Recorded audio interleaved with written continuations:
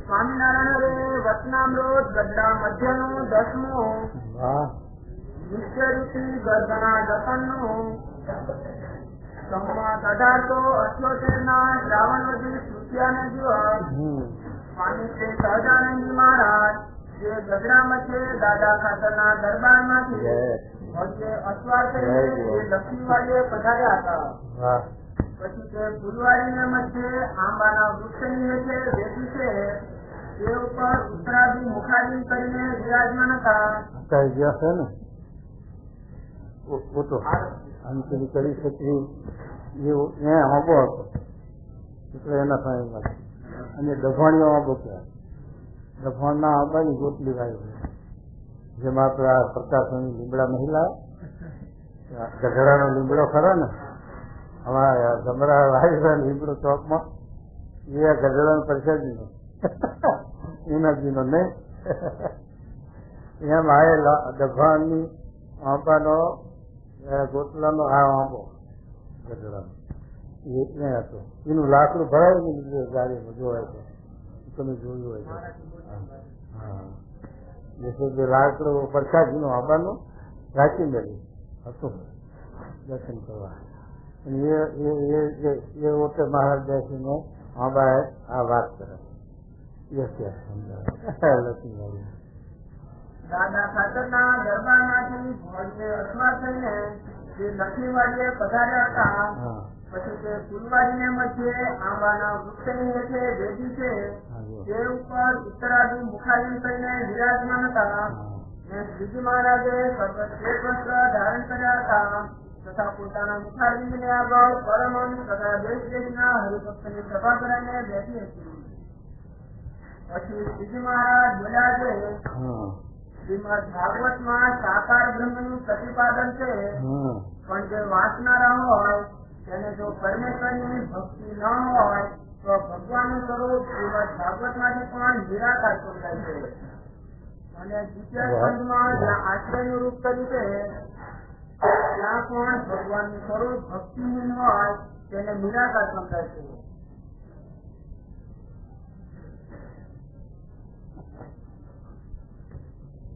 દ્વિતીય સ્કંદમાં જ્યાં આશ્રયનું રૂપ કર્યું છે ત્યાં પણ ભગવાનનું સ્વરૂપ ભક્તિહીન હોય તેને નિરાકાર સમજાય છે પણ ભગવાનનું સ્વરૂપ નિરાકાર નથી. ભગવાનના સ્વરૂપનું બે વર્ણન નિર્ગુણ વર્ણન છે સગુણ વર્ણન છે. સગુણ વર્ણન છે એ આ ભગવાન જયારે પ્રગટ થાય રામા અવતાર કૃષ્ણ અવતાર અવતારો ગણે છે અનંત અવતારો થાય છે થઈ જાય અને એ અવતારો અહીં થાય એટલે મનુષ્ય આકારે આપણને દેખાય એટલે એને સગુણમાં ગણ્યા. જોકે ભગવાન તો બ્રાહ્મણ નિર્ગુણ છે અહીં પણ નિર્ગુણ છે. તો જેના હતનના પ્રમાણે તત્વ સહિત હોય તો તત્વ રહી જાય. ભગવાન નિર્ગુણ છે અને ભગવાનના સંબંધમાં જે પદાર્થ આવે આ તત્વો આવે એ પણ નિર્ગુણ થાય. ભગવાનના સંબંધમાં જે છે તે પદાર્થો આવે એ પણ નિર્ગુણ થાય. ભગવાનના પ્રસાદીના વાઘાની એની કિંમત કેમ થઈએ? મહારાજની પ્રસાદીનું વસ્તુ હોય કોઈ હરિભક્તો થાય તો વિહારીલાલજી મહારાજે 1000 ને 2000 ને 5,000 એ પ્રસાદીની વસ્તુઓ લઈ લીધી સાથી લઈ લીધી. પ્રસાદી નિર્ગુણ થઈ કારણ મહારાજનો સંબંધ એટલે નિર્ગુણ. પણ કે ભગવાન જે ધામમાં છે એ નિર્ગુણ છે એ છે કે આપણા જેવો માહિત આકાર નથી. એટલે આપણે આ દ્રષ્ટિગોચર જીવ સ્વરૂપે હોય તો આપણને દેખાય નહીં. જો એક સાધારણ પેલો અધોગતિનો જીવ હોય ભૂત યોનીનો એ પણ દેખાય છે. એ નથી દેખાતો તે નિરાકાર છે અને નિરાકાર હોય તો કાર્ય કેમ કરે? ભૂત કાર્ય કરીએ જે કામ બતાવે ઘડીક માં થઈ જાય. બધી ભૂતાવી ભેગું થાય ગમે તેવું કામ હોય કરીને પાછું નવરું રાવ કામ બતાવો ને તમને થયું સંતોષ મહારાજ એમ છે કે એવો અધોગતિનો જીવ છે એ છે કે એનું ફૂલ શરીર તો બાળી ગયું પણ એ જીવ છે તે વાતચીત કરતો એટલે ભૂતિઓની પાણી છતાં પણ આપણને દેખાતો નથી. અને એનો સૂક્ષ્મ દેહ છે, પણ એ સૂક્ષ્મ દેહમાંથી પાછો સ્થૂળ દેહ ધરી શકે. અને એ ભૂત પણ નિરાતા નહીં. અને જો દેહ ન ધરતો હોય અને એને કાયમ ન હોય તો આ દરવાજામાં બધા આપણે પેલા રાજુલામાં ભૂતા શેખ છે, ભૂતા વાંચવા એ ભૂતને થી પ્રજા ઉત્પન્ન થઈ. એ ભૂત થકી થયેલું પ્રજાની એની બધી વસ્તુ વધી એટલે એની સાથ રહી ગઈ ભૂતા છે એમ છે તે એ ભૂત.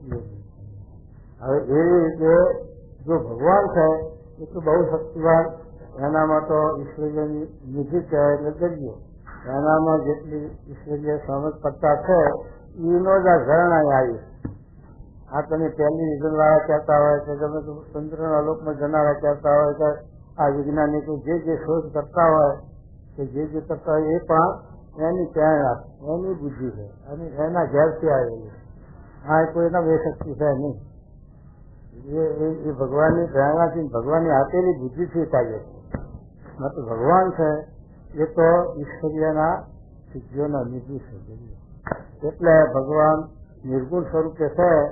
એટલે આપણને આપણા જેવા માયિક અવયવ નથી. એનો અવયવ છે જીવ છે.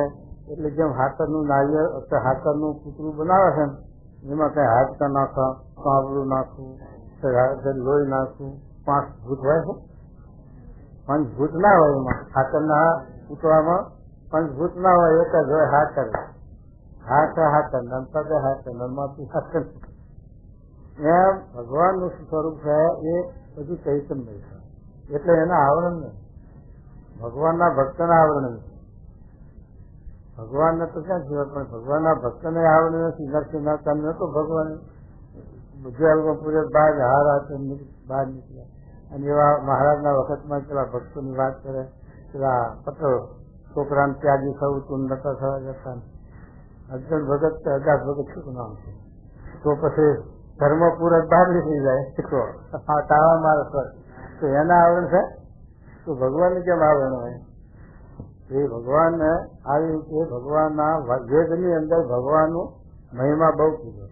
એટલે આ જીવ સ્વરૂપનો, નિર્ગુણ સ્વરૂપનો એ બહુ મહિમા કીધો છે. એટલે લોકોની દ્રષ્ટિમાં ના આવવાથી લોકો નિરાકારમાં ઉતરી ગયા. એટલે મારે જે નિરાકાર છે એ ભક્તિનું ખંડન થાય, ભગવાનના સ્વરૂપનું ખંડન થાય. તમારા ગામનો સરપંચ હોય કે તલાટી હોય કે કોઈ સાહેબ હોય, એને તમે હાથ, કાન, પગ વગરનો કહો તો એને સારું લાગે? તો ભગવાનને આપણે હાથ પગ વિનાના નિરાકાર થઈએ તો સારું લાગે? તો મારે જે મારા આચારનું, મારા સ્વરૂપનું ખંડન કરે એવો દ્રોહ બીજો નથી કરતો. ભગવાનના સ્વરૂપનું જે ખંડન કરવું એનાથી બીજો ભગવાનનો દ્રોહ મોટો નથી. અને ભગવાનના ભક્તનો આ અપરાધ 2 મહારાજે લખ્યા. ભગવાનનો દ્રોહ નિરાકાર છે અને ભગવાનના ભક્તોનો દ્રોહ છે. એ 2 દ્રોહ મોટા લખ્યા મહારાજે. એટલે મહારાજ કહે છે કે ભગવાન સદાયને માટે સાકાર છે. અક્ષરધામમાં જીવ સ્વરૂપે પણ સાકાર છે. જેમ બદ્રિકાશ્રમમાં જાય, પણ બદ્રિકાશ્રમમાં અત્યારે ઘણા વિચાર યુરોપ લોકોના, અમેરિકાના લોકોને, પરદેશી લોકો છે કૈલાસના શિખર ઉપર ગયા. કૈલાસનું તો આપણે કહીએ કે શંકરનું ધામ છે, સ્થાન છે, પણ એ લોકો ત્યાં ગયા કાંઈ એમના જોયા દર્શન કશું ના આવ્યું. તો એમ આ બદ્રિકાશ્રમમાં નરનારાયણ ઋષિ રહેશે, અનંતકોટી નરનારાયણના મુક્તો રહેશે.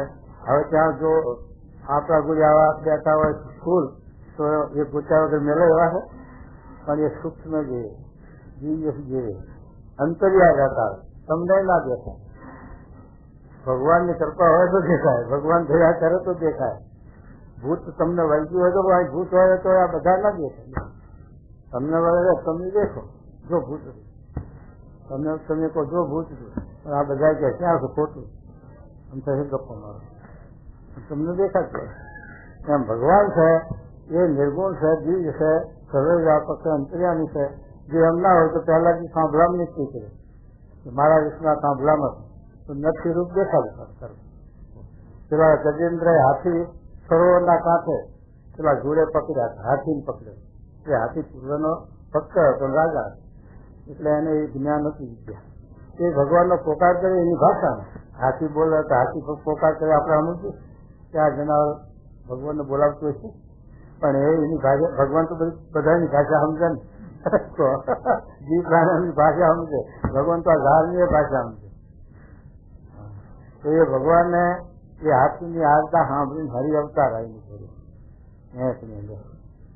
ક્યાં એમને છે કે હાથીએ કોઈ આકારનું તો કોઈ નામનો નિર્દેશ હતો એના પાસે, છતાં પણ ભગવાન ઉપર હાલતા નથી. ભગવાનનો પુકાર કર્યો, ભગવાન આવીને ઉભા હરિ અવતાર આવીને ઉભો થાય.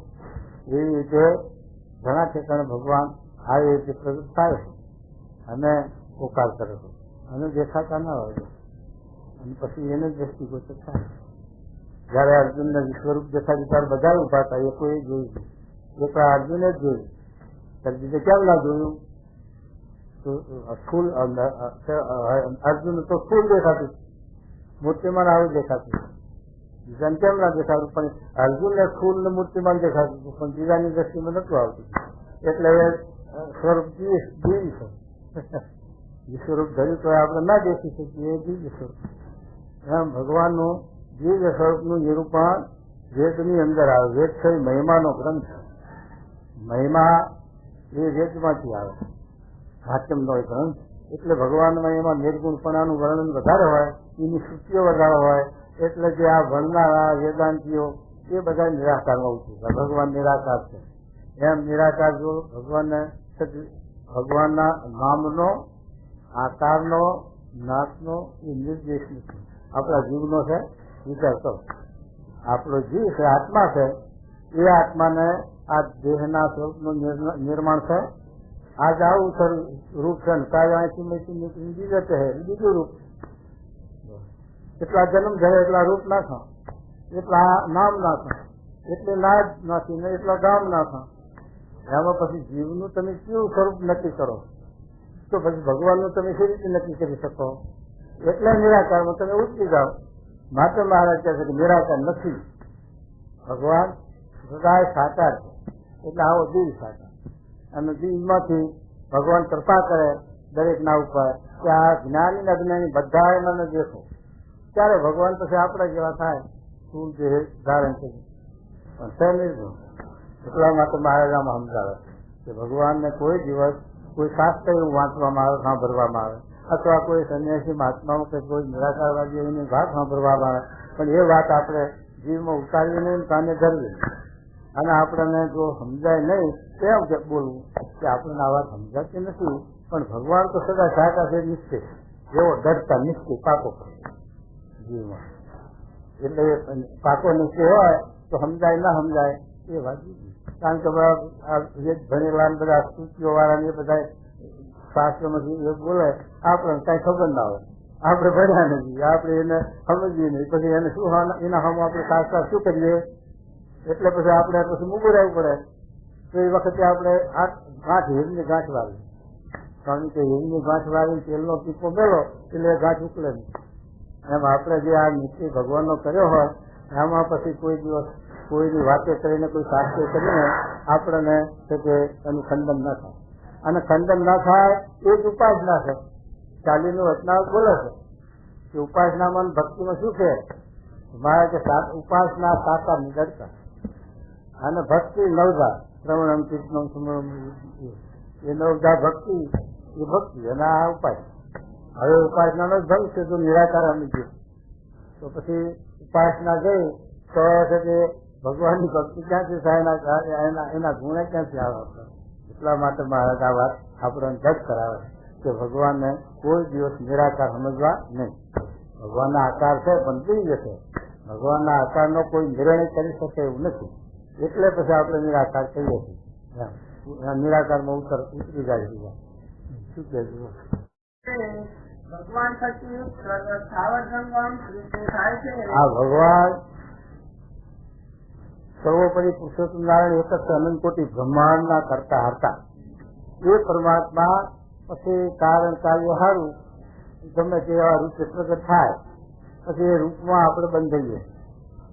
એટલા માટે મહારાજે વાત કરી છે કાર્યણીના હાથમાં અને તે મહારાજ કે કાર્યણી હાથમાં શું કીધું કે આ પ્રગટ સ્વરૂપ છે એના થકી આપણને આત્યંતિક કલ્યાણ છે, આપણો મોક્ષ પ્રગટ સ્વરૂપથી. અને પછી એ આત્યંતિક કલ્યાણને પામ્યા પછી જે સિદ્ધ દશા જેને કહેશે એ સિદ્ધ દશા શું છે કે એવા જે દિવ્ય ભગવાન, નિર્ગુણ ભગવાન, સર્વથી પર ભગવાન છે એ ભગવાનને ખાવા જંગલમાં જ્યાં જ્યાં દ્રષ્ટિ જાય ત્યાં એ ભગવાનને દેખાય એમ લખ્યું છે. સીધું આપણે ભગવાનનો સાક્ષાત્કાર શું હોય તો પહેલા જેના જેવી આપણને સ્થિતિ વર્તે અને એવી રીતે આપણને ભગવાન દેખાય ને એનો સાક્ષાત્કાર. આપણને વિશ્વાસ ના આવે, આપણે જાણીએ સાંભળવા ભગવાન છે નરસિંહ ચાલાજીના માટે પ્રગટ છે ત્યાં છે બધું જાણીએ, પણ હવે કોકને આપણે નિશ્ચય કરાવો તો આપણને છટકારો થાય એમ થઈ જાય, પાકું નહીં એમ.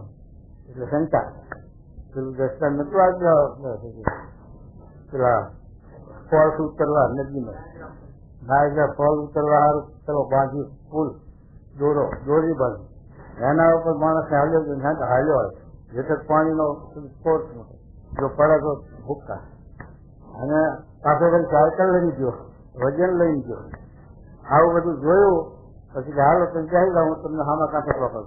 હા ક્યાંક વચમાં પેટ પડે વિશ્વાસ નથી બીજ ભય કહી એવું થાય શંકા.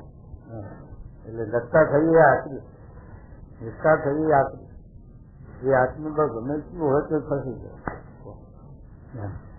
કરતા હતા ભગવાન છે આમાં વાઘ આવી નું પડે હિંમત રે કરતા હતા હિંમત રે, કારણ કે ભગવાનના હૃદયમાં રહેવા આપણા ફાયદા. એ ભગવાનના કર્યા વગરનું ભગવાનના હલાવવાનું પાંચલું હાલતું નથી એ સિંહ આપણા પર પંચો ક્યાં ઉપાડશે, પણ એ ના રહે એ ધીરજ. હા એવું છે. એ શું કહે મહારાજ ભગવાન થકી ખાવા જમવાની સૃષ્ટિ થાય છે.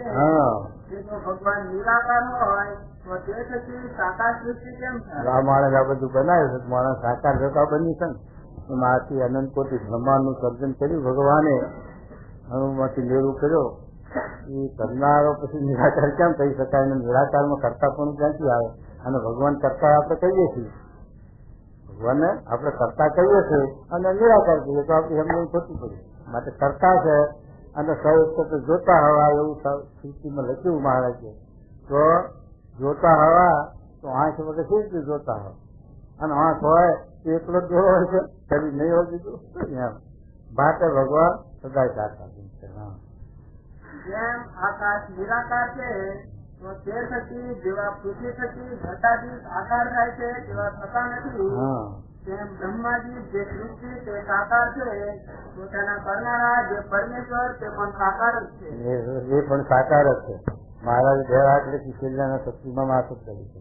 આત્યંતિક કલ્યાણ અસાધારણ કલ્યાણ કોને કહીએ અને એ કલ્યાણના આ વિઘન શું છે આવરણ? તો મહારાજે આ બતાવ્યું છે કે પુરુષોત્તમ નારાયણ અક્ષરાધિપતિ છે, વિનાશ સર્વ અવતાર છે એમ જાણીને પ્રત્યક્ષ ભગવાનનો જે તે ભાવે ડરાશે અનનું કલ્યાણ. અને પછી ભગુભાઈના પ્રશ્નમાં વક્તાલનામાં 10માં કહ્યું કે ભગવાન પ્રગટ ના હોય તો ભગુભાઈ કે મહારાજ પ્રગટ ભગવાન ના હોય તો એના ભાવને પામેલા એને અસંધારક એવા જે ભક્ત, એવા જે સંત, એવા જે શક્તિ એ ભગવાનનું સ્વરૂપ. અને એને તમે અનુસરો તોય પણ તમારું આત્યંતિક કલ્યાણ થાય. એટલે મહારાજે વચનામૃતમાં લખ્યું 4 વચનામૃત આચરણ કે જેવા રીતે ભગવાન મળે એનું ધ્યાન ભજન કરવાથી આ જીવ કલ્યાણને પામે છે, મોક્ષને પામે. અને પછી એ કલ્યાણને પામ્યા પછી, મોક્ષને પામ્યા પછી એને આ સિદ્ધ દશા કહેવાય કે એ ભગવાન જે અહીં પ્રગટ થયા છે એનું જે દિવ્ય સ્વરૂપ છે, નિર્ગુણ સ્વરૂપ છે, તે બધા અવતારનું કારણ છે, સર્વ સ્વરૂપોનું મૂળ સ્થાન છે. એવા જે પુરુષોત્તમ નારાયણ એને ધ્યાન જાય ત્યાં એ જ દેખાશે. પછી ભગવાનનો ભેદ નીકળશે. જે સ્વરૂપનું તમને મહારાજ 55 લખ્યું છે કે દિવ્ય સ્વરૂપ અને સ્થૂળ સ્વરૂપ, નિર્ગુણ સ્વરૂપ અને સ્થૂળ સ્વરૂપ બેનું યથાર્થ જ્ઞાન થવું જોઈએ. જો એક તરફી જ્ઞાન હોય તો તમે વાદમાં પડશો. રામ મોટા, કૃષ્ણ મોટા, સ્વામિનારાયણ રામને આ ભગવાનનું મોટા, આ ભગવાનનું સ્થાન, આ ગુરુ ના, એ બધી આ ભૌતિક વાત. જ્યાં સુધી આપણી દ્રષ્ટિ પર નથી થઈ ત્યાં સુધી આ ભેદ દેખાવાના. ગિરનાર ઉપર ચડે એટલે જુનાગઢ એક આકાર, અને હેઠળથી જુઓ તો વિચિત્ર લાગશે. ગિરનાર ડુંગર છે તમે પાસે જઈને જોશો તો તમને વિચિત્ર લાગશે. ખાડા ચેતરા પથરા ઘારા નાખો નાખો, પણ 10 ગૌથી હેઠળથી જુઓ તો જેમ પેલું વાદળું કાળું ચડ્યું હોય ને શિખર એવો જ દેખાય, ત્યાં ભેદ નહીં દેખાય. એમ ભગવાનના સ્વરૂપનું આવું છે. એમ છે કે ભગવાનના સ્વરૂપમાં જો તમે સ્થૂળ ભાવથી જોશો તો બધું એ રીતે દેખાશે નાખો નાખું. રામ કૃષ્ણ એક જ ભગવાન છે. વિષ્ણુના અવતાર છે છતાં પણ કેટલો ભેદ છે. રામનું ચરિત્ર કાર્ય બધું જોવા જાવ, કૃષ્ણ ભગવાન જોવા જાવ, બધું ફેર પડશે. નામનો ફેર પડશે, આકારનો ફેર પડશે, કાર્યનો ફેર પડશે, બધું ફેર પડશે. તો તમારું એકતાન ક્યાં પડશે એમાં? એટલે માટે મહારાજ બે વસ્તુની વાત સમજાવે આપણને. તો પછી તમને કોઈ જાતની ગડબડ નહીં. તો છે તમે છેલ્લા સ્ટેજ ઉપર ગયા અને ત્યાં સુધી તમારો સ્ટેજ અધૂરું. તું શું કહેજો? બ્રહ્માજી જે સૃષ્ટિ સાકાર છે, તો તેના કરનારા જે પરમેશ્વર તે પણ સાકાર જ છે. અને ભાગવતમાં અધ્યાત્મ, અધિભૂત અને અધિદેવ જે ત્રણનો જે આધાર છે તે ભગવાનનું સ્વરૂપ છે એમ કહ્યું છે. તેની વાત કરીએ તો સાંભળો. અધ્યાત્મ જે વિરાટ પુરુષના ઇન્દ્રિયો, અને અધિભૂત જે જેના પંચ મહાભૂત, અને અધિદેવ જે વિરાટના ઇન્દ્રિયોના દેવતા, એ સર્વે વિરાટના નીચે આવ્યા તો પણ વિરાટ ઉભો ન થયો. આપણા દેહમાં અધ્યાત્મ અધિભૂત નથી ગઈ ત્રણેય વસ્તુ છે. અધ્યાત્મ છે એ પણ આ છે કે ઇન્દ્રિયો લખીને એના દેવતા લખ્યા ને છે કે 4 ભૂત લખ્યા 5, એ બધી છે કે આ 3 ભૂતમાં આવ્યું. એ જેવું વૈરાટમાં થયું આપણામાં. પછી વાસુદેવ ભગવાને પુરુષ રૂપે થઈને જયારે વિરાટ પુરુષ ની પ્રવેશ કર્યો ત્યારે વિરાટ પુરુષ ઉભા થયા. ભગવાન આપણો આ દેશ છે બધો, એની અંદર આ 3 વસ્તુ આવી ગઈ. દેવતાઓ આવી ગયા. આપણા હાથમાં સૂર્યદેવ છે, કાનમાં દીપા છે, મુખના અગ્નિ છે, હાથમાં ઇન્દ્ર, એમાં આખા કાયા નગરીમાં દેવતાઓ છે, દેવો રહ્યા છે. અને છે કે પંચભૂત રહ્યા છે, પૃથ્વી, જળ, તેજ, વાયુ, આકાશ. અને આ ઇન્દ્રિયોના ગોલક ઇન્દ્રિયો છે, એ બધું છે.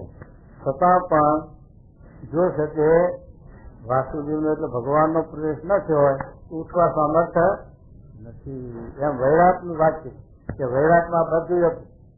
એના દેવતાઓ, એનું છે કે આત્મા, એનું જીવાત્મા બધું હતું, પંચભૂત નું બધું. છતાં પણ વૈરાટ ઉઠવું નહીં. જયારે વાસુદેવે પુરુષ રૂપે કર્યું એટલે મૂળ પુરુષ, એ સર્વનું કારણ મૂળ પુરુષ લોયાના 15માં આવ્યું હતું કાર્ય કે તમે પુરુષ રૂપે વ્યાપક છો કે અક્ષર રૂપે સ્વયં છો.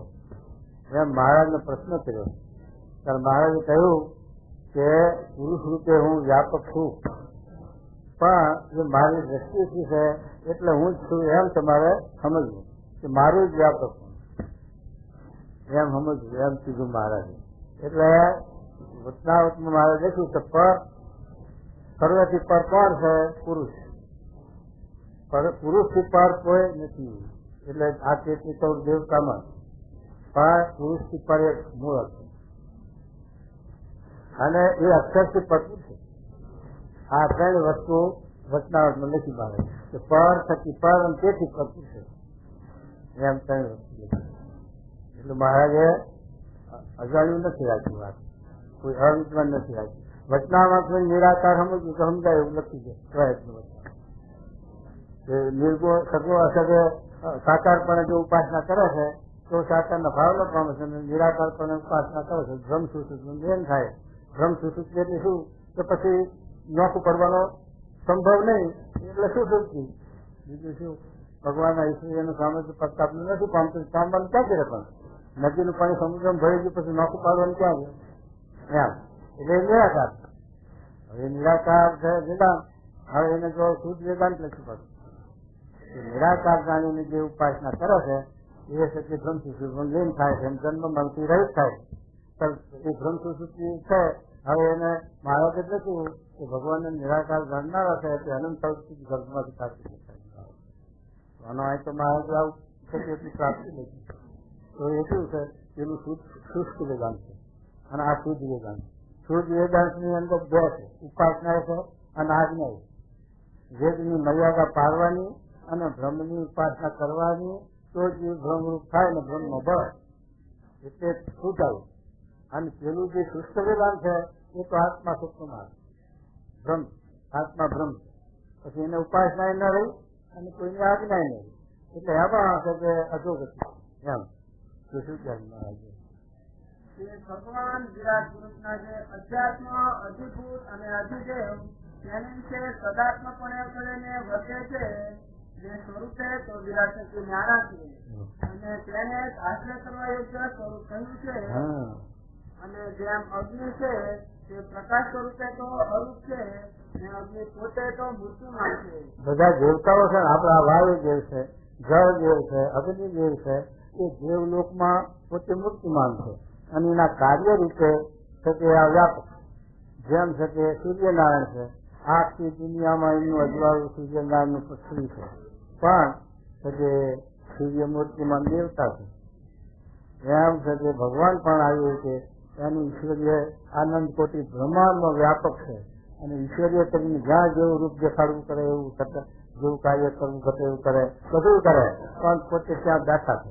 અક્ષરધામમાં પોતાના તખત ઉપર બેઠા થતા ત્યાં રહ્યા પોતાના ઈશ્વરીય કરીને અજય દેખાય છે, પ્રગટ થાય છે, કાર્ય કરે, પણ તખત નો ત્યાગ કરતા નથી. એમ બહાર શું કે અને જેમ અગ્નિ છે તે પ્રકાશ સ્વરૂપે તો અરૂપ છે, અગ્નિ પોતે તો મૂર્તિમાન છે.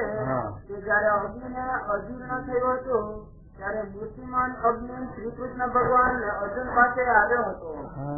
પછી જયારે ઇન્દ્રનું ખાંડવવન બાળવા ગયો ત્યારે તે જ અગ્નિ જ્વાળારૂપ થઈને સમગ્ર વનમાં વ્યાપ્યો.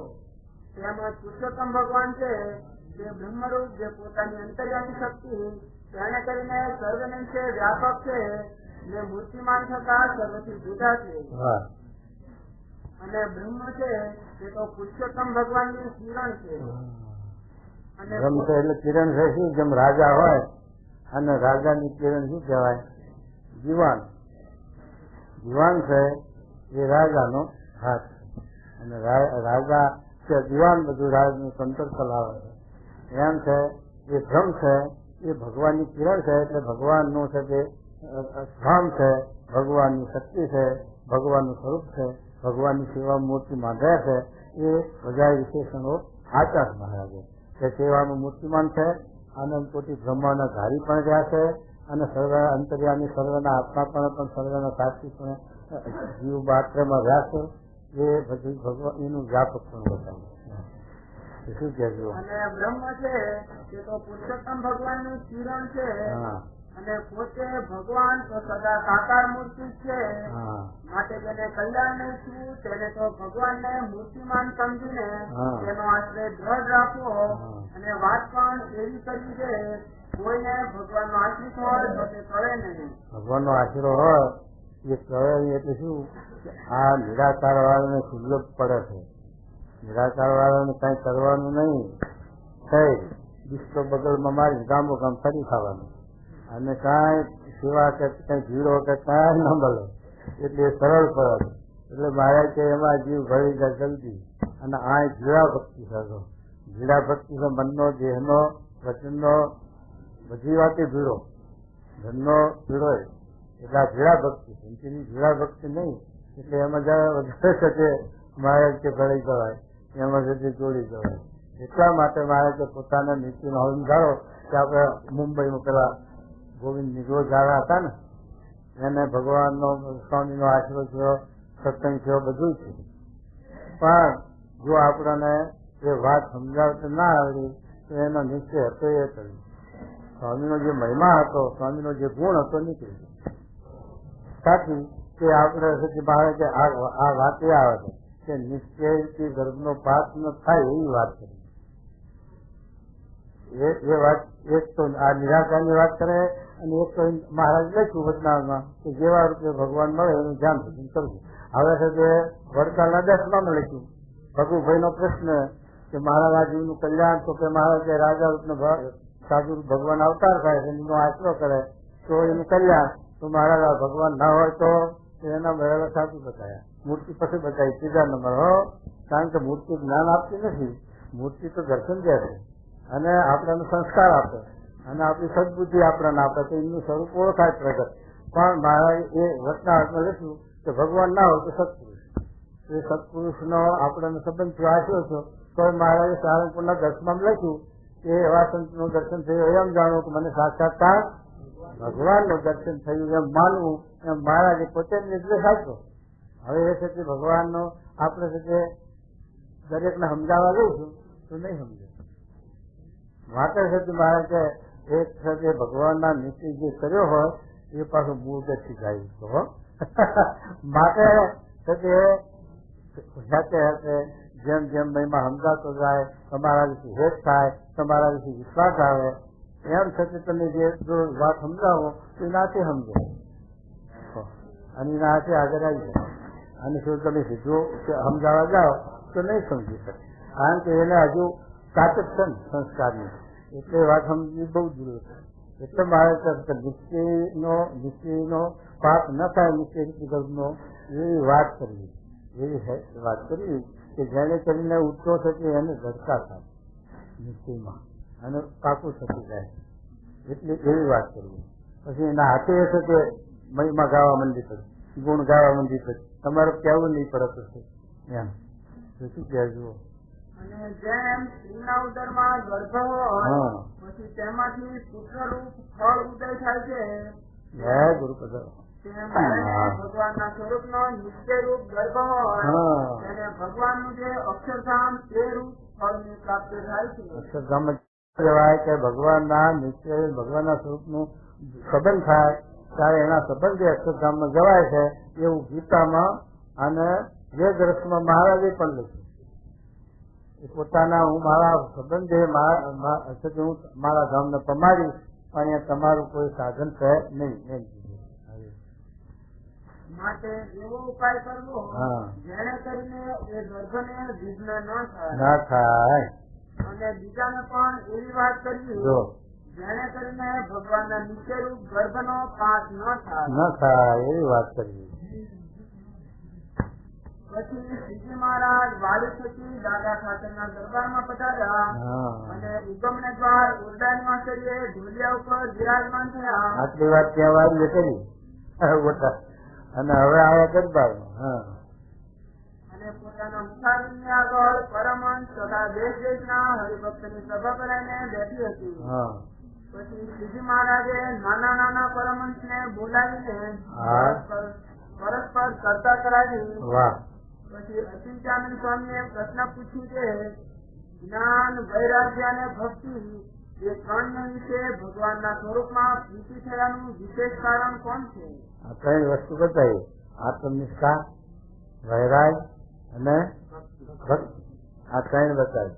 એ 3માંથી એવું કયું વિશેષ છે કે જેમાં ભગવાનમાં મન વધારે આપણું જોડાય, ભગવાનમાં વધારે આપણું હેત થાય, ભગવાનમાં આપણે સુધી વધારે નિષ્ઠા થાય એવું એ 3માં મુખ્ય કયું છે? આવો પ્રશ્ન પૂછ્યો. એ તો સામાન્ય રીતે હું સમજી શકે એવું છે કે ભક્તિ વિશેષ છે પણ એ મહારાજ રૂપાંતર બધા વાંચીને સમજાવે. પછી એ પ્રશ્નનો ઉત્તર તો કોઈથી થયો નહીં. પછી શ્રીજી મહારાજ બોલ્યા કે એ પ્રશ્નનો ઉત્તર અમે કરીએ અને જ્ઞાન, વૈરાગ્ય અને ભક્તિ તેનું રૂપ જુદું જુદું કહીએ છીએ. જીવ માત્ર નો એવો સ્વભાવ છે જે સારું પદાર્થ દેખે ત્યારે તેથી ઉતરતું જે પદાર્થ હોય તેમાંથી સહેજે સ્થિતિ કરી જાય છે. આવો પ્રશ્ન બીજા કયા આવ્યો? બાહક નામે આત્મનિષ્ઠા પ્રતિવર્તન દાસત્વ પણ એ કૈનાંગ નું રૂપ કર્યું છે ને. જીવ માત્ર નો એવો સ્વભાવ છે જે સારું પદાર્થ દેખે ત્યારે તેથી ઉતરતું જે પદાર્થ હોય તેમાંથી સહેજે સ્થિતિ કરી જાય છે. માટે ભગવાનનું જે અક્ષરધામ છે ને તેને વિશે જે સુખ છે તેની આગળ જે આ માહિક સુખ છે તે તો નકલ જેવું છે અને અસલ સુખ ભગવાનના ધામને વિશે છે. માટે પરમેશ્વરની વાત સાંભળતા જો ભગવાન સંબંધી સુખ ઓળખાય તો જેટલું માયા સ્થિતિ ઉત્પન્ન થઈ છે તે સર્વે તુચ્છ ગણાય. જેમ સામાનો પૈસો કોઈ પુરુષના હાથમાં હોય પંચાળાનું પહેલા જેવું પંચાળાનું પહેલા મહારાજે આ સમજાવ્યું છે કે ભગવાનમાં હેત હોય અને ધર્મમાં નિષ્ઠા હોય તો જો વિચાર ન પામ્યો હોય તો ઉત્તમ જે વિષય છે એ આ ઉત્તરતા વિષય કરતા પણ ઉત્તરતા થાય નહીં એમ કરીને આ વાત આવી મહારાજ સમજાવી છે પૈસાની. અને આમાં પણ એ જ રીતે સમજાવે છે. શું કહેજો? જેમ સામાનો પૈસો કોઈ પુરુષના હાથમાં હોય તેને જયારે તે પૈસા માટે સોના મોર કોઈ આપે ત્યારે ત્રાંબાના પૈસામાંથી હેત ઉતરી જાય છે. પણ મહારાજે લખ્યું છે ને ચોવીનું વચનામૃત કે ચિંતામણી છે સાચી પણ બાળકના હાથમાં આવી છે. એટલે બાળકને કાંઈ ચિંતામણીનું જ્ઞાન નથી ને પૈસાનું નથી ને સોના મોરનું નથી. એમ આપણને હજુ સોના મોર ને રૂપિયાનું પૈસાનું જ્ઞાન નથી. એટલે પછી આ જગતનો મોહ છૂટતો જો યથાર્થ આપણને આ વાત સમજાય તો સહેજે તૂટી જાય. સોના મોર મૂકીને કોઈ રૂપિયો લે? સોના મોર મૂકીને કોઈ પૈસો લે? અદે ખરો? સમજાવું છું એટલે ના સમજાવું હોય તો બાળક હાથમાં આવ્યો એને આ પેલા રહ્યા વખત હતા અમારે ગઢડામાં કાશી દરબારના દીકરા આવડા છોકરા એ મહારાજ આગળ હરિભક્ત કોકની લાઈન કેરીનો ટોપલો ભેટ મેળ્યો પછી પેલો રહ્યા ભગત આંટા મારે કેરી ખાવા આવે. છોકરાને કેરીમાં લાલચ હોય ને એ આંટા મારે પણ શરમમાં હજી ના તો લઈ ના હતા હાથી. પછી મહારાજે લઈને કેરી નામ ધરી હાથમાં મોકલે મારે એમ નહીં આવું કે તમારા કોટમાં કંઠી છે ને હોનાની કંઠી હતી એમના ડોકમાં કે આ તમારા ડોકમાં કંઠી છે આપો તો આપી જાય. એ તો સાબી છોકરા સાબી મહારાજ હાથમાં મૂકી દીધી અને ત્યારે મહારાજે આપી લઈને ભાગી ગયા. પછી મહારાજે વાત કરી બધે કે જો આ છે બાળકને આ બાળક વિદ્યાનું નામ આ કંઠીમાંથી કેરીઓ જો લાવીએ વેચીને તો આખું ગામ ગમે એટલી કેરીઓ આવે. પણ આ છોકરાએ એક કેરી હારું આપણે આપી દીધી કંઠી માટે એને આ કંઠીની કિંમત કેરી ભાન નથી. તો આ કંઠીમાં કેરીઓ એટલી રીતે આવે આખું ગામ ગમે એટલી છતાં પણ એક કેરી હારું આપી દીધી. એમ જો એ બાળક બુદ્ધિ હતી પણ તમને સમય હોય તો આપો તો એ તમને આનું જ્ઞાન થયું ભાન થયું. એમ આપણે આ જો દ્રષ્ટિ પડે આમાં દ્રષ્ટિ આપણી ઉભે કે આ ભગવાનનું શું ખખન છે અવિનાશી છે નિર્ગુણ છે દિવ્ય છે અને આ જગતનું સુખ છે નાશહીન છે ક્ષણિક છે ત્યાં વરસાદના 9માં વાત મહારાજ સમજાવી કે ભગવાનનું સુખ અખંડ અવિનાશી છે આ જગતનું સુખ છે દુઃખરૂપ છે ક્ષણિક છે નાશહીન છે. એ વાત આપણે હજી જીવમાં જેમ છે એમ નથી સમજાવી. ભાષા આપણે વાણીમાં બોલીએ પણ જેમ છે એમ સમજાવી નથી. એટલે આપણી જગત તરફ વસ્તુ તણાય છે. જગત તરફ આપણો મોહ તૂટતો નથી. જો યથા સમજાય તો તૂટી જાય તરત જ. એટલે મહારાજ કહે છે શું કહેજો પૈસા માટે સોના મોર કોઈ આપે ત્યારે તાંબાના પૈસામાંથી હેત ઉતરી જાય છે. એવી રીતે જયારે ભગવાન સંબંધી સુખમાં દ્રષ્ટિ પહોંચે ત્યારે જેટલું માહિક સુખ છે તે સર્વથી વૈરાગ પામે છે. અને જે ભગવાનની મૂર્તિમાં જે થાય છે એ વૈરાગનું સ્વરૂપ કહ્યું છે.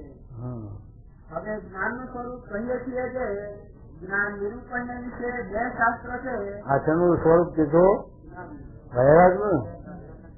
વૈરાગનું સ્વરૂપ આપી કે જો છે કે વૈરાગ એટલે આ પ્રકૃતિના કાર્યનું આપણને જાણવું છે પણ સંસારનું જ્ઞાન છે. આપણે જાણીએ છીએ કે આપણા હાથે કેટલા મેદારી મૂક્યા અને આ દાળ થાય છે જળ ત્યાં સ્થળ ને સ્થળ જળ. અને આ ભગવાનનું જેટલું માયાનું કાર્ય છે એ ક્ષણ છે નાશનું છે. અને કોઈ અખંડ નથી. આપણે આપણું આવું મંદિર બાંધ્યું છે પણ એનું નિર્માણ થઈ ગયું છે કે 1000, 2000, 5000 વર્ષ પણ એનું નક્કી તો ખરું. આ તેઓ કલ્પ બ્રહ્માનો હાથ પડે ત્યાં બધું નાશ. બ્રહ્માની રાત્રિ આવે તો બધું તો પછી એ સાથે જો આપણને ખબર હોય તો એમાં આપણી વૃત્તિ ઉછળે, નથી ના ઉછળે, તો પછી ભગવાનમાં વૃત્તિ આપણી જાય છોટે. એ મહારાજ આ વાત કરે છે કે આવી રીતે જો વૈરાગ હોય તો સાથે ભગવાનમાં વૃત્તિ રહે, ભગવાનમાં હેત થાય, ભગવાનમાં એ સાથે છેલ્લાના 34માં પણ આ શબ્દ મૂક્યા છે, વૈરાગ ને પ્રીતિ હેત, એને કહીએ ભગવાનના સુખને વિશે પ્રીતિ રહે.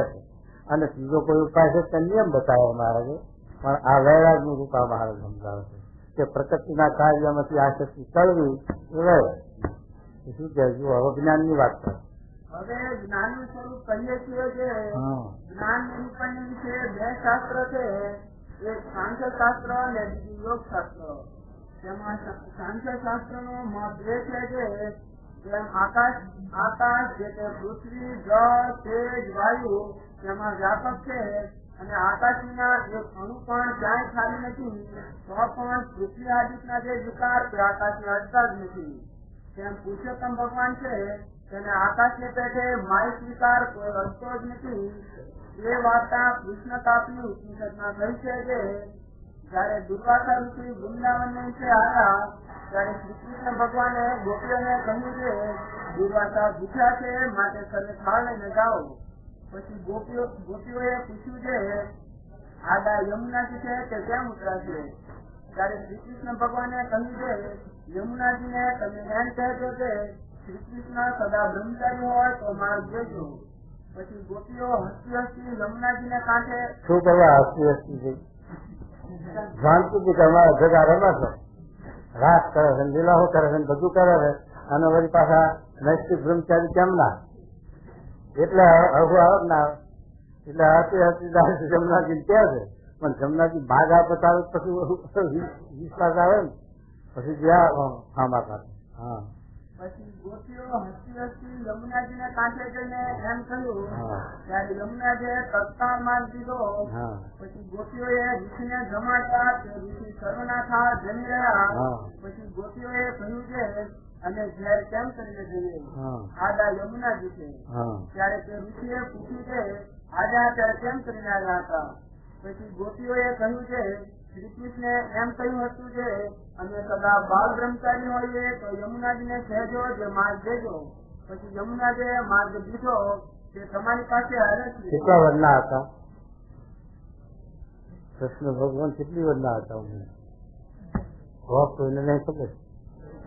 હે 11 વર્ષના. 11 વર્ષના હતા અને આ ગોકુળમાં રાસ કર્યા. હવે 11 વર્ષની બાળકને શું વિચાર હોય તો ઉર્ધવ રેતા નૈષ્ઠિક બ્રહ્મચારી લખ્યા અને જમનાજીએ માર્ગ દીધો અને પછી ગોપીઓ હસવું આવ્યું. એટલે ગોપીઓ હસવું શાને આવ્યું કે આ પોતાના જગા રમે છે પણ પોતે ઉર્ધવ રેતા નૈષ્ઠિક બ્રહ્મચારી છે, એમને સાથે આવી રીતે વર્ત રાખ્યું. અને પછી પેલા કાર જમી ગયા દુર્વાસા ગોપીઓના બધામાં. અને પછી કે જાઓ ઉપવાસ માર્ગ દો. આ જે દુર્વાસાની વાત છે એ 5મી છે અને કૃષ્ણ ભગવાનની વાત છે યોગની. આ કહીએ યોગ છે. અને પણ પછી જાય છે દ્વારકા, ત્યારે છે તે પછી સાંખ્ય કરીને નિર્વિતા કરે અને યોગ્ય કરીને વ્યવહાર કરે છે. વ્યવહાર બધો ભોગવે છે. અત્યારે સ્ત્રીઓને 11,000 સર્જન થાય છે. 16,000 વાણીઓને 16,000 1,60,000 ક્યાં બાળક દ્વારકાની વાત આવી છે એ પૂછ્યું કે છે. હા વાત સાંભળીને ઋષિ બોલ્યા છે હવે યમુનાજીને એમ કહેજો છે દુર્વાસા સદા ઉપવાસી હોય તો માર્ગ દેજો. પછી ગોપીઓએ હસતી હસતી થઈને એમ કહ્યું ત્યારે યમુનાજીએ તત્કાળ માર્ગ દીધો.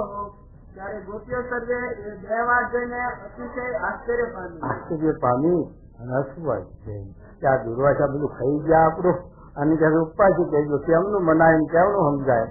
પણ એમની વૃત્તિ ભગવાનમાં હતી અને ભગવાનને ધારીને જેમ આપણે ગોરધન હતા ને ગોરધન થઈને જમાડે તો ભગવાન દાસ બધે મહારાજને જમાડે અને પછી પાછા ભૂખ્યા કે હજુ મારે નાવું છે, હજુ મારે કર્મકાંડ કરવું પૂજાને એવું કેવળમાં મારાથી ખવાય નહીં એવું એવું આવ્યા પણ પછી મહારાજને જમાડ્યા. એમ આ દુર્વાસાએ ભગવાન કૃષ્ણ ભગવાનને જમાડ્યા અને પોતે સાથે આહાર નહીં ઉપાસી ગયા. એમ સાથે આ સાંસે કરી અને નિર્વિકાર હતા. હા, માટે ભગવાનનું સ્વરૂપ તો એવું આકાશની પેઠે નિર્લેપ છે અને સર્વે ક્રિયાઓને કરતા થતા ભગવાન અકર્તા છે અને સર્વના સંગી થતા પણ અત્યંત અસંગી છે. એવી રીતે સાંખ્ય શાસ્ત્ર ભગવાનના સ્વરૂપને નિર્લેપપણે કરીને કહે છે એમ સમજવું એ સાંખ્ય મતે જ્ઞાન છે. આ સાંખ્યને મતે. હવે યોગ શાસ્ત્ર નો મત કહીએ કે સાંભળો. યોગ નો મત એમ છે કે જેને ભગવાનનું ધ્યાન કરવું હોય તેને પ્રથમ દ્રષ્ટિ સ્થિર કરવી. તે દ્રષ્ટિ સ્થિર કરવા સારું ભગવાનની પ્રતિમા અથવા બીજું કઈ પદાર્થ હોય તેમાં પ્રથમ દ્રષ્ટિ ઠરાવવી. પછી એક ને એક આકાર જોતા થતા દ્રષ્ટિ સ્થિર થઈ જાય ત્યારે તે ભેળું અંતઃકરણ પણ સ્થિર થાય છે અને જયારે અંતઃકરણ સ્થિર થાય ત્યારે ભગવાનની મૂર્તિ હૃદયમાં ધારવી. તેમાં ધારણ કરનારા યોગીઓને પ્રયાસ ન પડે, સુખે ધરાય. કારણ કે વસ્તી સ્થિર થઈ નથી. જ્યાં સુધી વસ્તી આપણી સ્થિર ના હોય અને ચંચળ હોય અથવા સંકલ્પ વિકલ્પ હોય ત્યાં સુધી મૂર્તિ ધાર્યામાં આવે નહીં. જે જે રહેતા વારીમાં પ્રતિબિંબ ઘાસે તેમ ડગમગ દિલ જ્યાં લગી નવ ભ્રમ પ્રકાશે એમ આપણી મનની સ્થિરતા ન હોય ત્યાં સુધી આપણે ધ્યાન થાય અને ધ્યાન કરવા જઈએ તો મન ફરે નહીં. તો એ આપણે વર્તી જીતાય અને એ વર્તી જીતાયા પછી જો આપણે ભગવાનનું ધ્યાન કરીએ તો આપણને ધ્યાન ટકે નકર ટકે નહીં. અભ્યાસ કર્યા વગર સ્થિરતા થાય જ. તો શું કહે જુઓ મહારાજ. એમાં ધારણ કરનારા યોગીને પ્રયાસ ન પડે, સુખે ધરાય છે. અને જો પ્રથમથી અભ્યાસ કરીને અંતઃકરણ સ્થિર ન કરે, અભ્યાસ કરીને અંતઃકરણ સ્થિર ન કરે તો જયારે ભગવાન નું ધ્યાન કરે ત્યારે બીજા પણ કેટલાક શિખર આધારીને ઉભા રહે. અત્યારે આપણે જુઓ ને આ સપ્તાહ થતી હોય કે કથા વાર્તા થતી હોય કે 2-3 કલાકની કથા હોય. આપડા ગુડી અડધો કલાક બેસીને ઉઠી જાય એવું નહીં. સવારમાં 8 થી 9, 8:30 થી 9 થી કરી 12 વાગ્યા. પાછું પછી સાંજનું આગ્રહ 3 થી 6 સુધી એમ 6 કલાક 6 કલાક સુધી કથા સપ્તાહો ચાલે છે.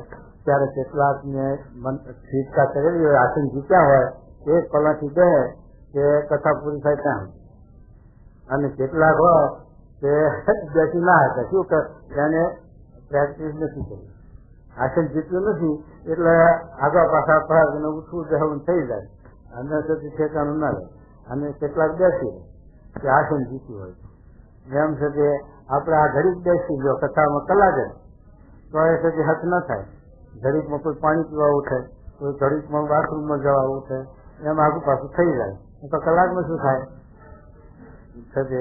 પણ એ સદી જેની સંતોષતા છે એ આપણે અભ્યાસ પાડ્યા વગર, પ્રેક્ટિસ પાડ્યા વગર એ સૌ બહુ કઠિન. સ્થિરતા થવી કઠિન.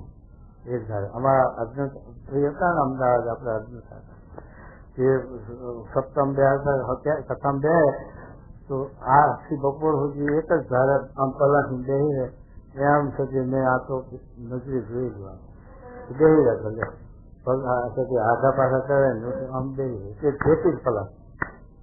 આપણે નહીં રહ્યા તો આપણે કલ્પના ખટપટ થાય એ પ્રેક્ટિસ. શું કે મહારાજ પ્રથમથી અભ્યાસ કરીને અંતઃકરણ સ્થિર ન કરે તો જયારે ભગવાન નું ધ્યાન કરે ત્યારે બીજા પણ કેટલાક શિખર આધારીને ઉભા રહે.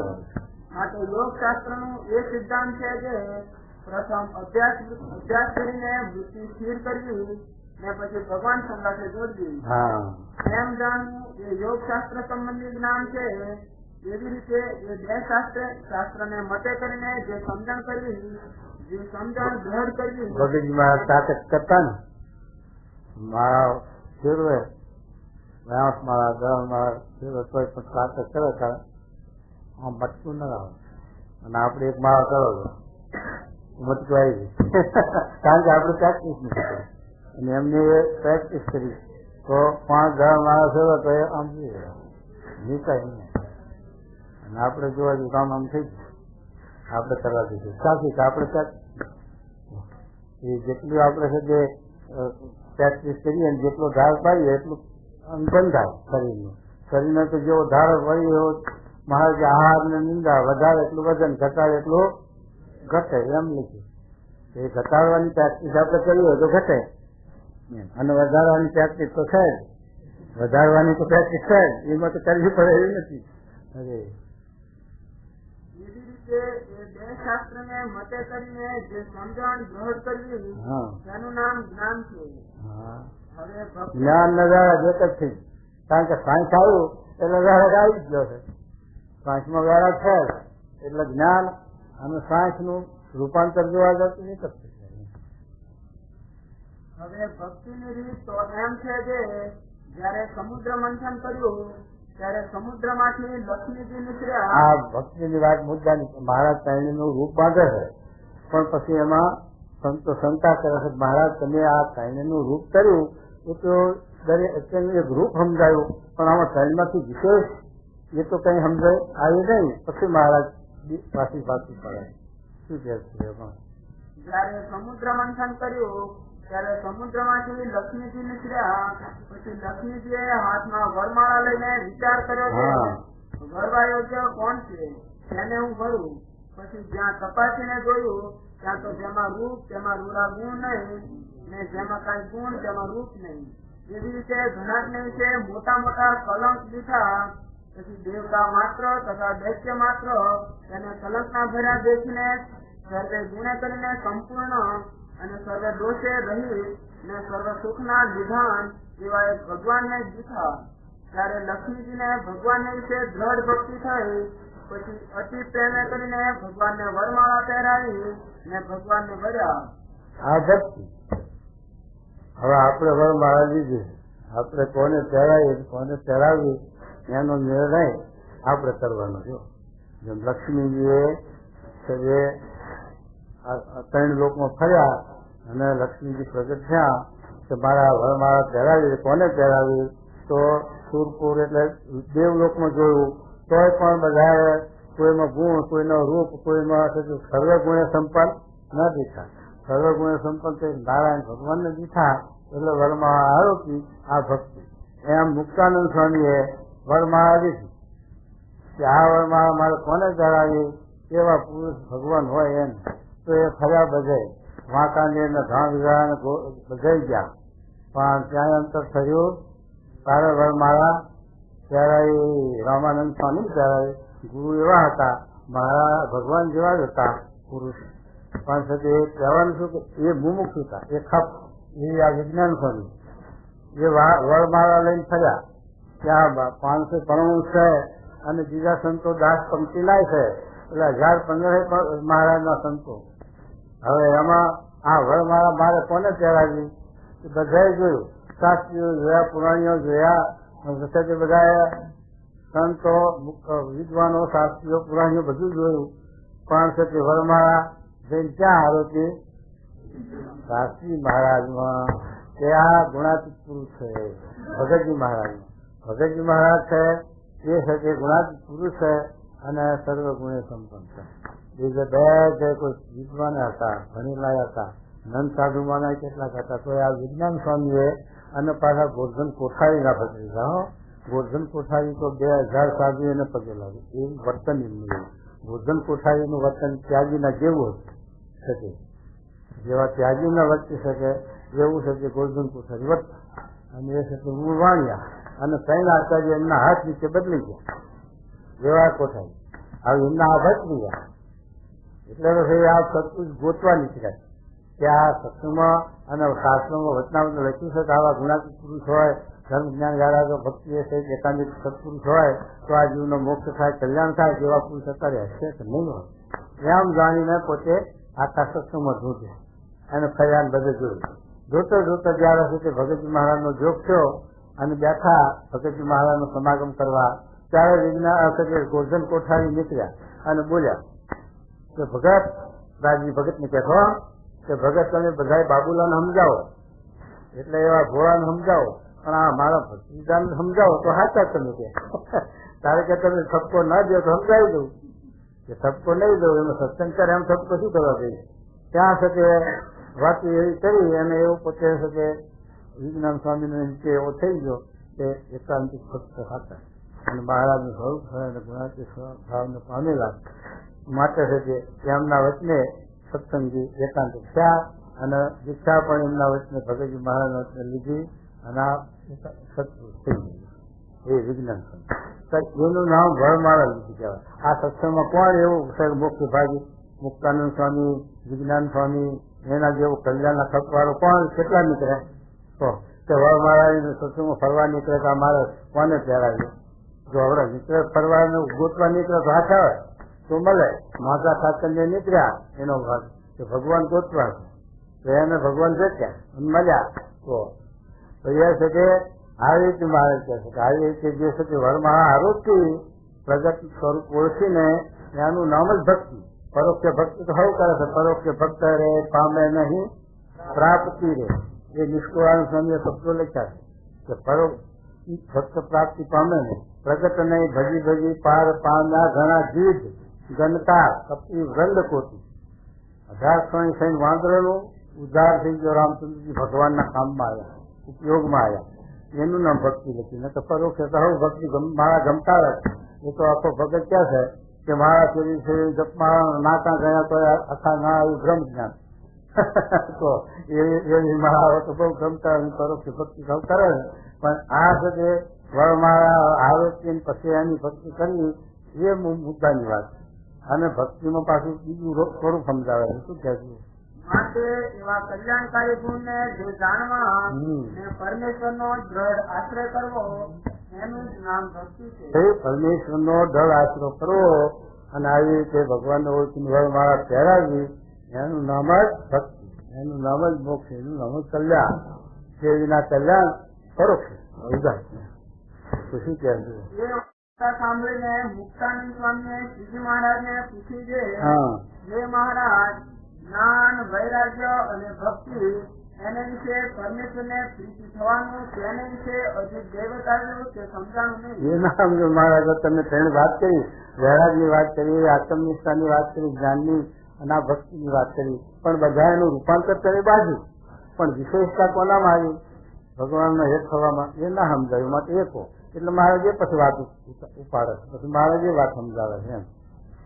પછી શ્રીજી મહારાજ બોલ્યા છે, ભક્તિને વિશે દૈવત ઘણું છે અને જ્ઞાન વૈરાગ્યમાં દૈવત તો છે પણ ભક્તિ જેટલું નથી. જો જ્ઞાન વૈરાગમાં દૈવત છે પણ ભક્તિ જેટલું નહીં.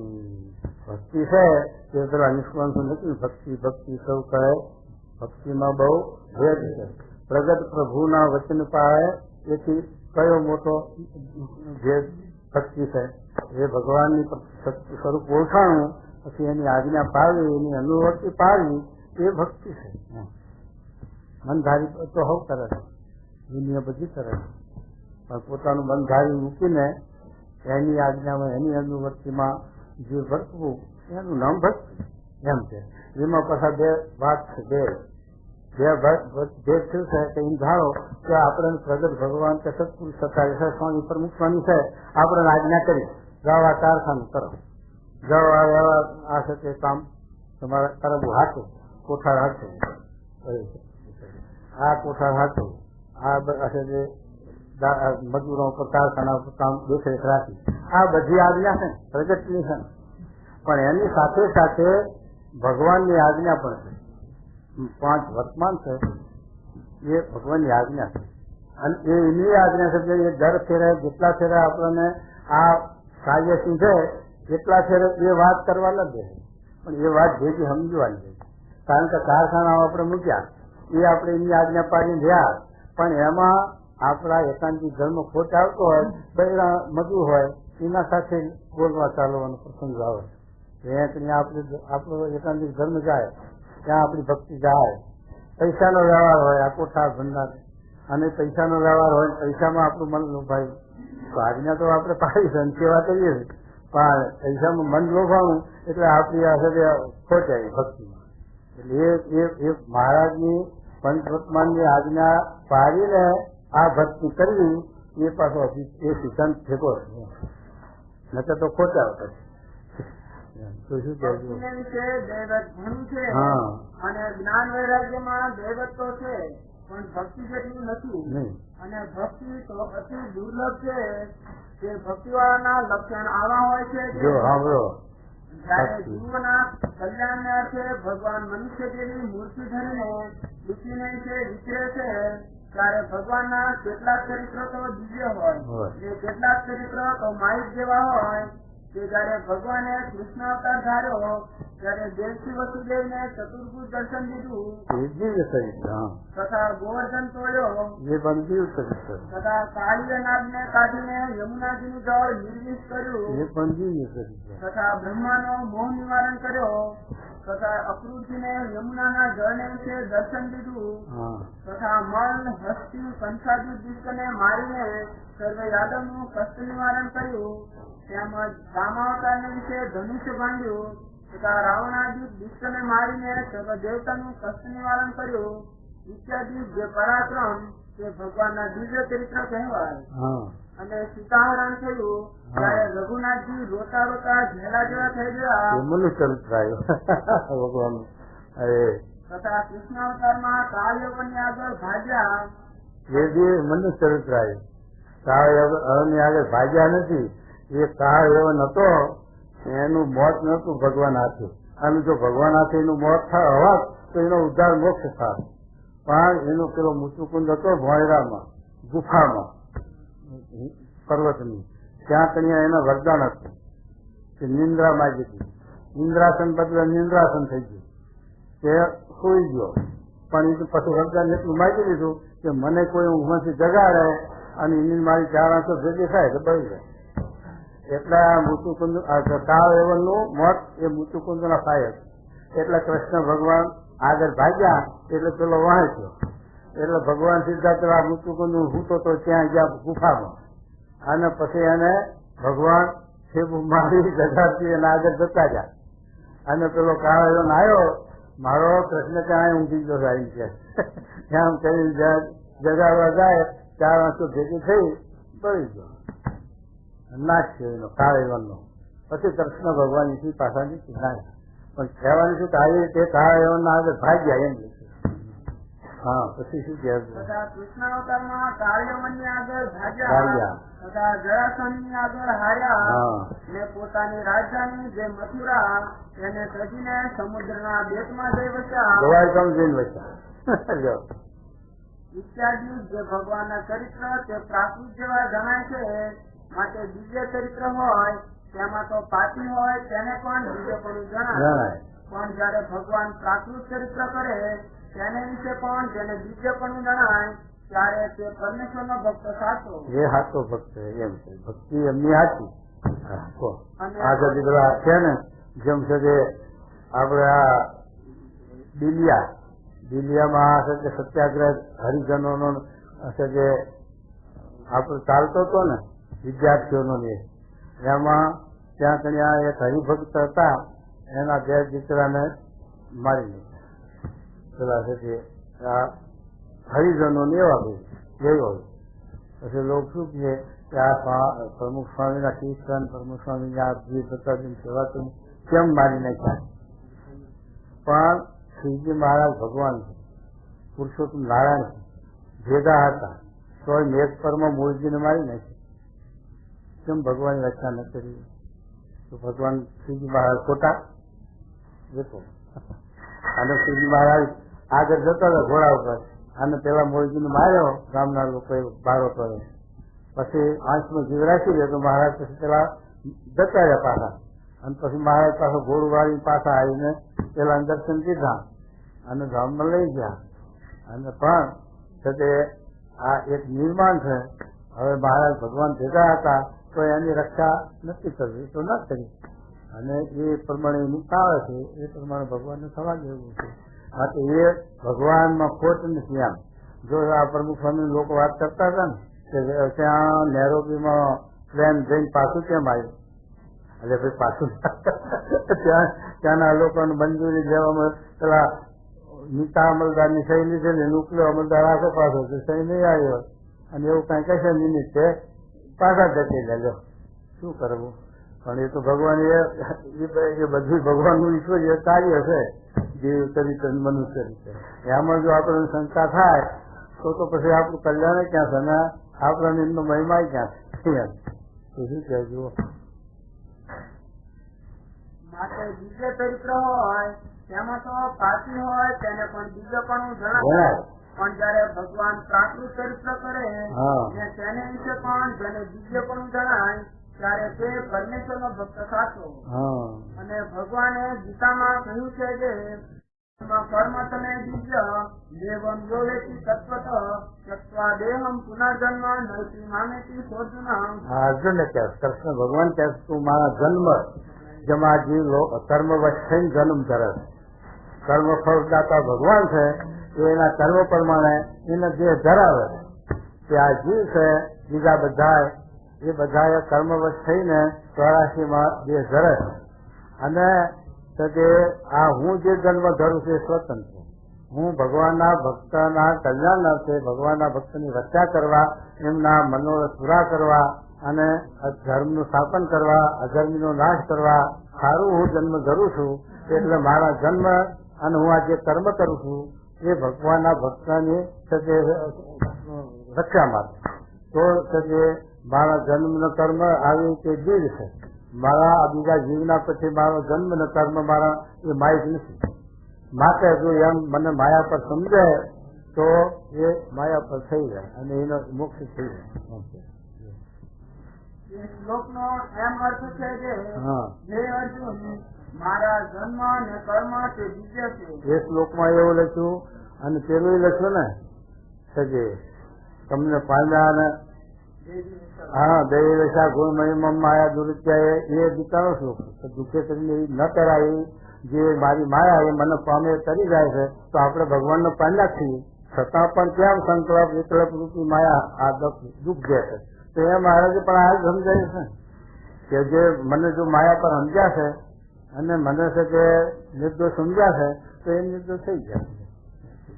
એ શ્લોકનો એમ અર્થ છે કે હે અર્જુન મારા જન્મ અને કર્મ તે દિવ્ય છે. તેને જે દિવ્ય જાણે તે દેહને મૂકીને ફરી જન્મને નથી પામતો, મને જ પામે છે. માટે જે ભગવાન દિવ્ય ચરિત્ર કરે તે તો ભક્ત અને અભક્ત બેને દિવ્ય જણાય. પણ જયારે ભગવાન મનુષ્યના જેવા પ્રાકૃત ચરિત્ર કરે તો પણ તેને વિશે જેને દિવ્ય પણ જણાય પણ કોઈ રીતે ભગવાનના તે ચરિત્રમાં અભાવ આવે નહીં એવી જેની બુદ્ધિ હોય તેને પરમેશ્વરની ભક્તિ કહેવાય. અને એવી ભક્તિ કરે તે જ ભક્ત કહેવાય. અને એ શ્લોકમાં કહ્યું છે કે ફળ તે આવક અને એ શ્લોકમાં કહ્યું જે ફળ તે આવા ભક્તને થાય છે. અને જેમ ગોપીઓ ભગવાનના ભક્ત હતા તે કોઈ રીતે ભગવાનનો ગુણ લીધો જ નહીં અને રાજા પરિસ્થિતિ તો ગોપીઓની વાત સાંભળી એટલામાં જ ભગવાનનો ગુણ લીધો. કારણ કે એ બધા સાધક હતા છતાં ભગત ગોપીઓને ભગવાનનો મહિમા નિષ્ઠા હેત હતો એટલે ભગવાનના વિશે કોઈ દિવસ એમને મનુષ્ય ભાવ ના આવ્યો. પણ પરીક્ષિત રાજાને સુખદેવજી સમજાવતા હતા એ તો પરોક્ષ વાત હતી ને એ વખતે કઈ કૃષ્ણ ભગવાન હયાત નતા આનું કશું નતું. હવે સુખદેવજી વાંચનારા અને ગોપીનો ભગવાનનો સંબંધ એ બધાને કોઈ શંકા નહીં સાંભળનાર પાંચમાં પેલા પરીક્ષિતને શંકા થઈ. ત્યારે પછી સુખદેવજી એને સમજાવે છે ભગવાનની આ બધી મહિમા. પણ પછી પરીક્ષિતને એ સમજાતું નથી તો પછી આ જ્ઞાન ઉપર લઈ જાય છે. એકાદશનું સ્કંદ છે ને એમાં આત્મા પરમાત્માનું જ્ઞાન સમજાયું કે હે પરીક્ષિત રાજા તું આત્મા છે એ આત્માને હાથ તળે નહીં મરે. આ તો દેહનો ધર્મ છે કે દેહ તો હાથ તળીને મળે કે ગમે તો પાણી બુદીને મળે કે ગમે તો રોગ તાવ આવીને મળે પણ દેહનું નિર્માણ છે, દેહનો કાળ છે, દેહનું તો નાશ થવાનો જ છે ગમે તે બાને. અને આત્મા કોઈ દિવસ મળતો નહીં. આત્માને હાથ તળે નહીં, આત્માને રોગે ના આવે અને આત્માને પાસે એ તો સ્થિર છે. જેટલી બાળપણ નહીં, ઘરપણ નહીં, એને ધોરા આવે જ નહીં. એટલે આત્મા બ્રહ્મરૂપ છે, ચૈતન્ય છે, દિવ્ય છે, નિર્ગુણ છે. એમ થતી પરીક્ષિત રાજાને આ વાત સમજાવી અને પછી ભગવાન નું સ્વરૂપ સમજાવ્યું. કૃષ્ણ ભગવાન તારા ગર્ભમાં રક્ષા કરી એ આ તને પ્રત્યક્ષ તારા આત્મામાં બિરાજમાન છે, તારી રક્ષામાં છે, સુખદેવજી રાજા પ્રગટ છે એમ કહીને ભગવાનનું એને જ્ઞાન આપ્યું. એટલે છે કે પરીક્ષિત રાજાને મૃત્યુનો ભય કર્યો અને મોક્ષ થયો. અને આપણા મુક્તાનંદ કીર્તનમાં લખી દીધું કે પ્રેમની વાત સુણી પરિચિત સવળી સમજણ નવલી ધીરે સાંભળીને સુખ મુનિએ રસને સપાડ્યો અને મોક્ષ રીત કહી દીધી રે. આ કીર્તનમાં લખી દીધું કે પરિચિતને આ પ્રેમની વાત કૃષ્ણ ભગવાનની ગોત્રની ના સમજાણી તો સાથે આ વાત સમજાવી જ્ઞાનની આત્મા પરમાત્માની. અને એ રીતે એનો ઉદ્ધાર કર્યો. અને સાથે ઉદ્ધવજી હતા, ઉદ્ધવજીને ભગવાનનો મહિમા સમજાણો, પ્રેમની વાત સમજાણી તો ગોપીઓની તનની રજમાજી. ગોપીઓનું છે કે કૃષ્ણ ભગવાન વિશે જે હેત, જે મહિમા, જે નિષ્ઠા એ જોઈને ગર્વ ઉતરી ગયો ઉદ્ધવજીનો. બુદ્ધિવાળા હતા, રાજકારણી હતા, બધું હતું. છતાં પણ એમ થયું તો ગોપીઓને કૃષ્ણ ભગવાનનો જે સંબંધ એ તો કોઈ કરી શકે એવું. તો ભગવાનને કહ્યું કે મને અવતાર લેવાનું પ્રયોજન તો નહીં, પણ મને અવતાર આપો તો આ વન ગોકુળ મથુરા ગોકુળમાં વૃંદાવનમાં કોઈ વનવેલીનો અવતાર આપજો કે એના તનની રજ મારા માથે પડે. આવું માગ્યું ઉદ્ધવજીએ. તો જો ઉદ્ધવજીને ભગવાનનો મહિમા હતો, ગોપીઓનો મહિમા હતો, તો એના સાથે મનુષ્ય ભાવ ના આવ્યો. અને પરિસ્થિતિને જે સાથે મનુષ્ય ભાવ હતો તો એને શંકા થઈ અને એને સાથે આવ્યો. એટલે સાથે એને સમજાવ્યું સુખદેવજીએ. હરે. અને જેમ ગોપીઓ ભગવાનના ભક્ત હતા તે કોઈ રીતે ભગવાનનો અવગુણ લીધો જ નહીં. અને રાજા પરીક્ષિતે તો ગોપીઓની વાત સાંભળી એટલામાં જ ભગવાનનો અવગુણ લીધો. પછી શિવજીએ ભગવાનનું સમર્પણ દેખાડીને તે અવગુણને ખોટો કરી નાખ્યો. માટે જે ભગવાન ચરિત્ર કરે તે સર્વને ગોપીઓની પેઠે દિવ્ય જાણે, પણ કોઈ રીતે પ્રાકૃત જાણીને અભાવ તો આવે જ નહીં. એવી જે ભક્તિ તે તો મહા દુર્લભ છે. આવી ભક્તિ દુર્લભ છે એમ છે. અને એક બે જન્મને સ્વીકૃતે કરીને એવી ભક્તિ ન આવે. એ તો અનેક જન્મના જયારે શિવ સંસ્કાર ભેળા થાય છે આવી ભક્તિ આવે ત્યારે તેને ગોપ્યાના સરખી ભક્તિ ઉદય થાય છે. અને એવી ભક્તિ તે જ પરમ પદ છે. માટે આવી રીતની જે ભક્તિ એ જ્ઞાન વૈરાગ્ય થકી અધિક છે. જ્ઞાન ને વૈરાગ ને બધા સાધન તત્વ આવી જે ભક્તિ એ જ મોક્ષ નો હેતુ છે, એ જ ભગવાન પ્રસન્ન થવાનો હેતુ છે. અને જેના હૃદય વિશે આવી રીતની ભક્તિ હોય તેને ભગવાન વિશે બીજીમાં શું બાકી છે? પછી શું સંબંધમાં બાકી? કાંઈ બાકી નથી. બાકી નહીં. વચનામૃતા મધ્યનું 10મું વચનામૃત.